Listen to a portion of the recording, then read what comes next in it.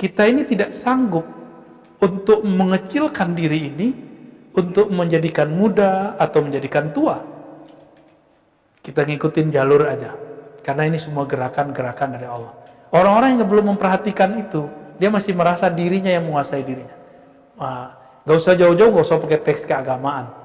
Silakan pelajari ilmu psikologi, ilmu hipnosis, ilmu neurologi.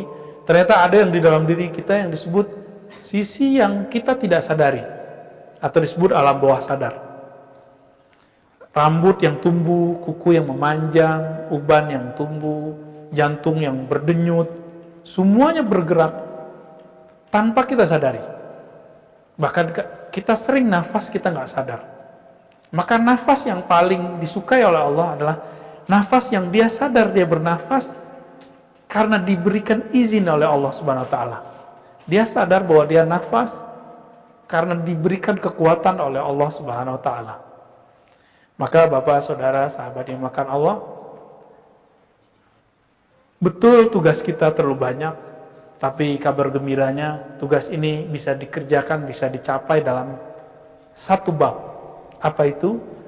Ma'rifatullah. Ya. Tadi fisik bisa mengenal yang fisik. Akal kita bisa mengenal yang tidak fisik. Akal itu objeknya sesuatu yang rasional. Rasio, akal, bisa mengenal yang rasional. Tadi, fisik. Kita kalau baca Quran, itu dalil teks, dalil fisik. Orang-orang banyak mengira dalil berhenti di situ. Tidak, dalil ada dalil tertulis. Ada dalil yang tidak tertulis, dalil yang terpatri di akal. Kita kalau mengatakan 1 tambah 1, 2 tambah 2, itu angkanya sudah muncul, 2 tambah 2, 4. Itu dalil akal namanya. Dalil ini tidak bisa menembus sampai kepada Allah.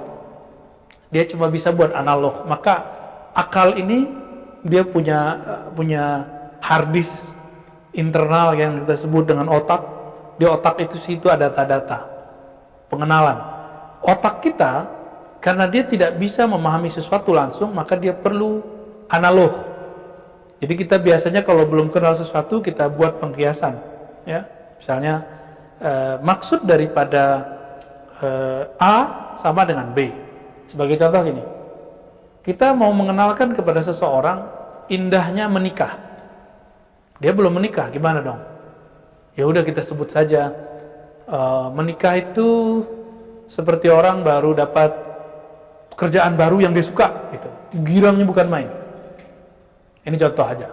Atau saya mau cerita kepada orang pengalaman rohani, pengalaman spiritual, berzikirkah, bersolawatkah. Kenapa orang-orang yang kalau punya pengalaman rohani nggak tahan menceritakannya? Analognya gimana? Analognya seperti orang yang sedang atau yang baru menikah tidak sabar menceritakan apa yang dia alami dengan kekasihnya. Sama mirip-mirip seperti itu, ya. Itu dalil akal. Jadi akal itu butuh analog. Kalau ingin menceritakan kepada orang, dia harus pakai analog. Nah, maka di Quran itu ada ayat-ayat yang bercerita tentang masal, amsal, ya, perumpamaan orang-orang yang bersedekah. Ini kalau diceritakan bahwa orang yang bersedekah itu dapat ini, dapat itu, kan bingung.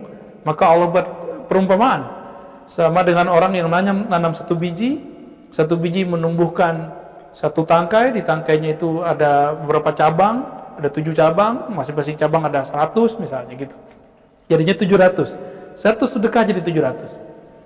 Tapi di situ ada kalimat ad'af katsira, ad'afan katsira. Orang-orang tertentu diberinya bukan 700, tapi bilangan yang banyak sekali. Yang tiada batas, unlimited. Nah itu berarti sudah nggak sanggup lagi akal untuk membahasnya. Itu orang-orang yang bersedekah bukan lagi ngitung-ngitung, bukan lagi karena dia berusaha ikhlas, tapi dia sudah pasrah total kepada Allah Subhanahu wa taala. Kepasrahan kepada Allah adalah nilai yang tanpa batas. Jadi bagaimana cara untuk mengejar kekurangan kita? Itulah yang dikatakan dalam surah Al-Bayyinah, "Wa ma umiru illa liya'budullaha mukhlishina lahuddin."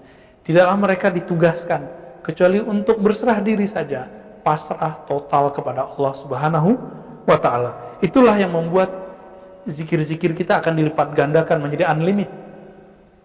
Bagaimana caranya?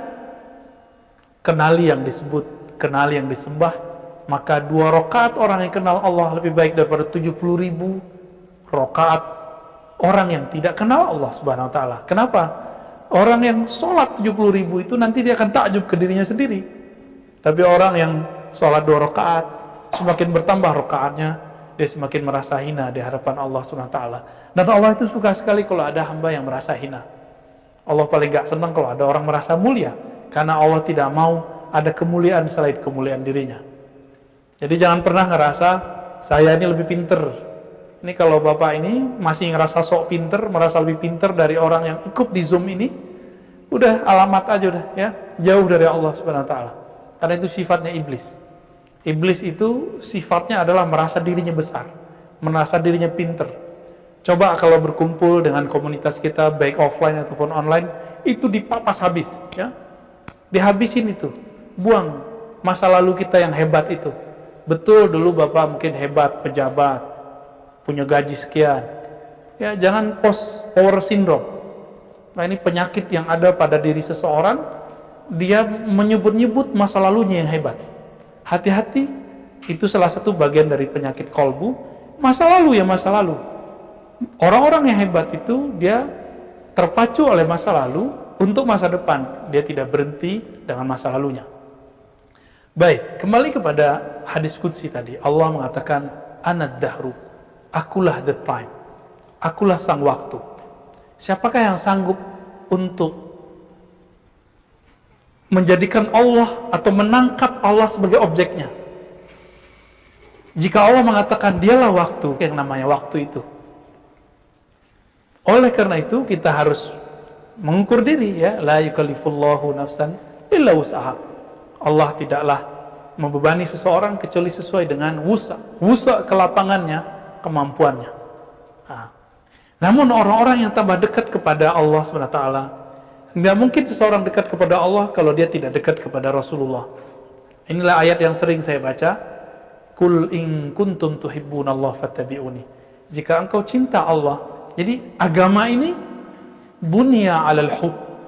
Agama ini dibangun dengan cinta. Lalu kenapa sekarang orang banyak merasa benci kalau beragama itu menjadi kaku, beragama itu kasar? Karena dia tidak faham inspirasi awal dari ayat ini. Bahwa ayat ini mengatakan jalan menujuku itu adalah jalan cinta. Qul in kuntum tuhibbunallah fattabi'uni. Maka ikutilah aku. Jika kepada Allah harus pakai cinta, maka berarti jalan cinta itulah sang Nabi Muhammad SAW. Maka saya menerjemahkan nama Muhammad itu adalah sang pecinta sejati. Jalan cinta sejati. Itulah makna Nabi Muhammad SAW. Maka kami biasa mendengar di pesantren-pesantren, dulu guru-guru kita mengatakan, La ilaha illallah Muhammadur Rasulullah. La ilaha illallah Muhammad Habibullah. Tiada yang berhak disembah selain Allah. Muhammad adalah Rasul Allah. Muhammad adalah kekasih Allah. Kekasih Allah tidak ada jaraknya dengan Allah. Kekasih dengan kasih tidak ada jaraknya. Kenapa? Dialah yang paling kenal. Jika Nabi Musa bisa berdialog dengan Allah, tapi tidak disebut kekasih dalam kekasih mutlak. Nabi Ibrahim punya posisi ya, Khalilullah, teman. Belum disebut kekasih yang mutlak.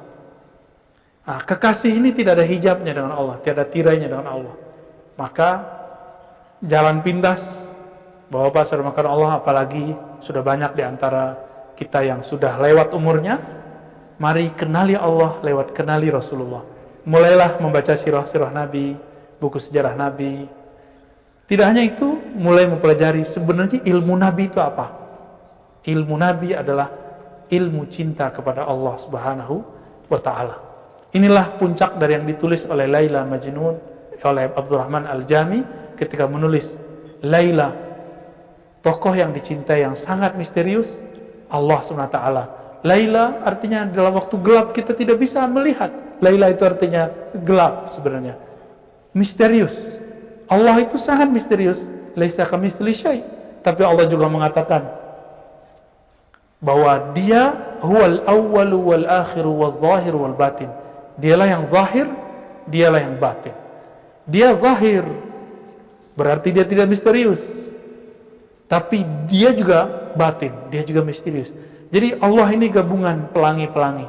Maka beruntunglah orang yang mengerti bahwa Allah ini punya sifat yang sangat beragam. Orang yang cinta itu akan mengenali sesuatu yang banyak dari Allah Subhanahu wa taala, sifat-sifat yang beragam.